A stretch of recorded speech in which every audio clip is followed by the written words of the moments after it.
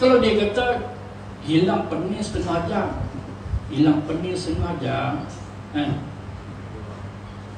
Maknanya pukul 1 tak boleh minum pukul 1 tu, sebab setengah jam nak masuk zuhur dah, kan? Lepas tu macam mana Ustaz? Saya gian Ustaz. Minumlah pukul 10 pagi, 11 pagi, 12 okey juga, 12.30 macam tu kan, masih boleh. Pada awal-awal pada zaman Nabi dulu. Tapi bila dah pukul 1 habis tak boleh. Okey lah tu, dia pun boleh terima. Tapi last bila turunnya ayat, ini adalah suatu yang najis, kotor, amalan setan, dia pun senang tinggal. Itulah hikmah Quran turun secara beransur-ansur.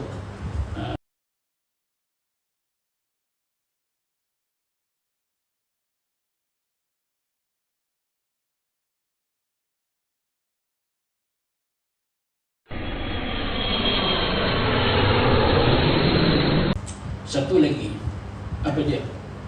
Iaitu apabila kemaluan lelaki menyentuh dubur isteri dia, wajib mandi. Sama aja. Sama aja. Ustaz tak dolok masuk, Ustaz saya tahu, saya faham tempat tu kotor. Nanti saya ni dikatakan sebagai liwat. Tak sentuh dah. Dia punya kemut dubur tu, sentuh tak? Okey, tak sentuh. Tu dia jawab macam tu. Maka ulama kata wajib mandi. Tu macam mana Ustaz? Ni saya dah sentuh banyak kali dah Ustaz. Bagi asal-asal bagi dia geli-geli. Wajib mandi. Wajib mandi. Lepas tu taubat yang lama-lama jangan ulang buat. Tu je. Hati-hati benar. Setengah orang bila dia ngaji, dia kira yang kawasan depan saja, belakang tak ada masalah walaupun masuk hadis. Dia ingat apa ke? Hukum yang sama, wajib mandi. Dia kerana kita ni kurang ilmu, tak apa nak sungguh ngaji. Ngaji siapa tak ngaji Ustaz? Oh ya, apa saya tak pernah datang Ustaz mana mai saya mai, tapi tak sungguh. Tak tumpu, mai saja, tak tumpu, tak ambil tahu langsung, janji kopi. Macam tu sembang dah, janji kopi. Lantak api faham tak faham. Itu yang berlaku. Tuan-tuan rahmati Allah sekalian. Laki-laki Laki sama laki. Laki sama laki memang ulama ada sebut tetap mandi. Tetap mandi. Tapi dosa dia besar. Dosa dia kata sebab tak boleh. Tak boleh. Dengan isteri dia yang halal pun kuasa tu tak boleh. Tambah dengan sama jantina ni. Tetap mandi. Perkara yang diharamkan disebabkan janabah pula. Ini tajuk lain. Tambah sikit.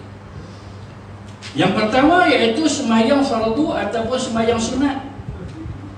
Bila dah seseorang itu ada janabah dan dia tidak segera mandi, dia tak mandi lagi untuk menghilangkan janabah dia tak mandi lagi, maka dalam tempoh tu dia tak boleh sembahyang sama ada sunat ataupun fardu. Kerana firman Allah Subhanahu wa taala dalam surah Nisa ayat 43, la taqrabus salata wa antum sukara hatta ta'lamu ma taqulun. Jangan kamu sembahyang sedang kamu dalam keadaan mabuk. Mabuk perkara suatu yang memabukkanlah, arak dan yang seumpama dah. Jangan kamu hampiri, taqrabu, hampir kepada sembahyang sehingga kalau kamu mabuk.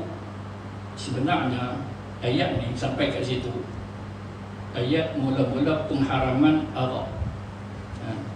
Pada mula Islam dulu, walaupun dia buat sembahyang, adalah ibadat-ibadat yang Nabi sebut, semua mereka buat, tapi waktu yang sama masih lagi minum arak.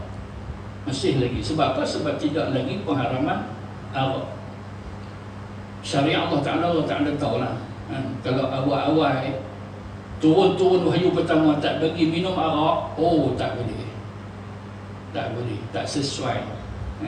Jadi mula turun tu iqra' dulu. Biar mereka ada ilmu, biar mereka mau baca dulu, ada ilmu.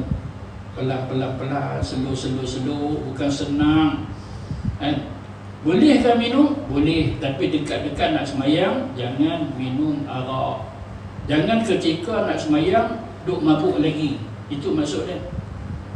Jadi mereka ni tahulah apabila mereka perkena satu kolej, cawan kecil, cawan yang zam-zam pula, sekolah. Kalau perkena sekolah, agak-agak dia pening tu berapa lama? Yang biasa ni tak lama. Yang biasa kan, yang pro, tak ada masalah apa. Tapi yang tak biasa ni kalau dia kena, walaupun sikit, pening 2 minggu. Jangan buat ambil kau tak kena. Jadi masing orang masing tahu. Kalau saya cawan ada setengah jam. Jadi tengok waktu semayang nak masuk bila. Jangan apabila masuk waktu semayang duk pening lagi. Jangan. Bila masuk waktu semayang kita kena segerakan semayang. Jadi kena hilang pening tu sebelum masuk waktu semayang. Tak ada masalah apalah kita buat contoh kita kan. Zuhur kita kata 1.5. Okey, kita ambil lah 1.5. Kalau dia kata hilang pening setengah jam, maknanya pukul 1 tak boleh minum pukul 1 tu sebab setengah jam nak masuk zuhur dah. Lepas tu macam mana Ustaz? Saya gian Ustaz. Minumlah pukul 10 pagi, 11 pagi, 12 okey juga, 12.30 tu kan. Masih boleh. Pada awal-awal pada zaman Nabi dulu. Tapi bila dah pukul 1 habis tak boleh. Okey lah tu, mereka boleh terima. Tapi last bila turunnya ayat, ini adalah suatu yang najis, kotor, amalan syaitan, mereka senang tinggal. Itulah hikmah Quran turun secara beransur. Dia tak turun sekaligus macam tu. Nak buat yang mana satu dulu. Jadi pertama kita dapat di sudut ayat Quran ansur-ansur turun pengharaman, sehingga kamu memahami apa yang kamu ucapkan ialah hilang pening tu. Jadi kita dah boleh semayang. Jangan sambil semayang sambil duk pening kepala. Saya nak baca apa? Lintang bukan. Dia baca Fatihah habis dengan Yasin. Habis. Tunggu terbalik dia tahu panjang sangat asal dia 7 ayat. Itulah hang pening. Hampir duk semayang waktu pening pasal apa? Jangan pula menghampiri masjid. Jangan dekat dengan masjid apabila kamu dalam keadaan pening, mabuk arak, sedang kamu dalam keadaan junub. Satu lagi pula hukum jangan mendekati masjid tadi itu selain daripada arak, iaitu ketika seorang itu junub. Jangan menghampiri, maksudnya jangan masuk masjid dalam keadaan menanggung hadas besar, kecuali sekira melaluinya sahaja. Abiri sabil, maksudnya dia masuk daripada pintu 1 keluar pintu 2. Pasal apa dia buat macam tu? Sebab rumah dia kat sana. Mai daripada mana? Mai daripada market. Market belah kanan, rumah dia belah kiri. Tak ada jalan lain. Ini jalan dulu. Daripada Tok Nek dulu, jalan ni lah. Daripada market pergi rumah aku.